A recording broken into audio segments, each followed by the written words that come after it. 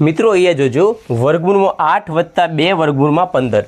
જ્યારે પણ આ રીતનો દાખલો હોય તો તમારે શું કરવાનું, 8ને એવી રીતે તોડવાના કે જેનો જે ગુણાકાર છે ને 15 આવે, બરાબર. તો અહીંયા જુઓ,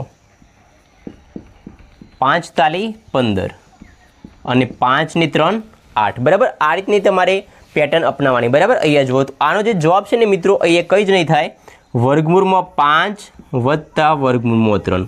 આ જ તમારો જવાબ બનશે, બરાબર. મિત્રો દાખલા નંબર 2 જોજો, વર્ગમૂળમાં 11 ઓછા 2 વર્ગમૂળમાં 30. આને તમે શું કરશો, 11ને એવી રીતે તોડો કે જેનો ગુણાકાર છે ને 30 આવે. ઓકે, તો અહીંયા જુઓ, 6 પંચું 30 અને 6 ને 5 11. આ રીતે તમારે પેટર્ન અપનાવવાની છે, બરાબર. તો આનો જે જવાબ છે ને મિત્રો, એ વર્ગમૂળમાં 6 ઓછા વર્ગમૂળમાં 5. આ તમારો જવાબ થશે.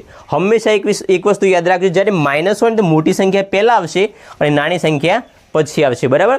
જ્યારે પ્લસ હોય તો કોઈ ફરક નથી પડતો, પહેલાં તમે વર્ગમૂળ 3 મૂકો કે પછી વર્ગમૂળ પહેલાં તમે 5 મૂકો, બરાબર.